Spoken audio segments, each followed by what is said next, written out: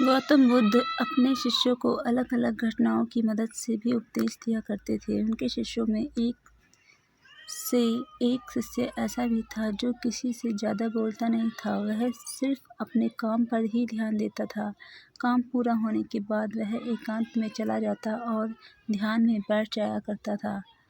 कुछ शिष्यों ने गौतम बुद्ध से एकांत में रहने वाले इस शिष्य की शिकायत कर दी। जब धीरे धीरे उस शिष्य की बुराई ज़्यादा होने लगी, तब बुद्ध ने सोचा कि उससे बात करनी चाहिए। एक दिन उस शिष्य से बुद्ध ने पूछा, तुम अन्य शिष्यों से ऐसा व्यवहार क्यों करते हो?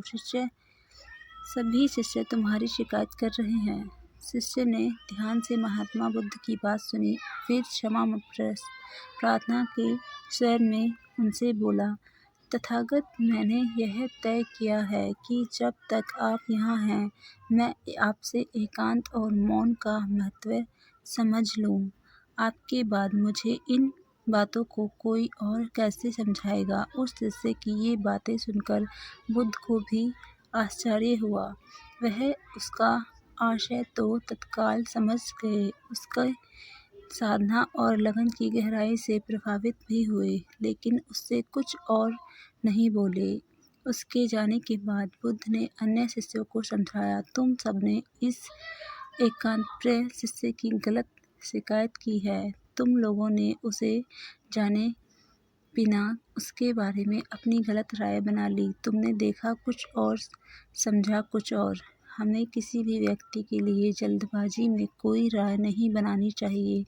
पहले उस व्यक्ति से मिलें, उसकी गतिविधियों को देखें, हो सके तो उससे संवाद के जरिए उसकी गतिविधियों के पीछे के भाव को समझें।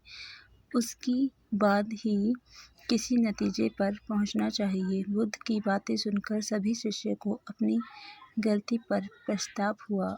उन सभी ने एकांतप्रिय शिष्य से माफ़ी भी मांगी। यदि आपको यह वीडियो अच्छी लगी हो तो प्लीज़ हमारे इस मोटिवेशनल स्टोरी चैनल को सब्सक्राइब कर लीजिएगा।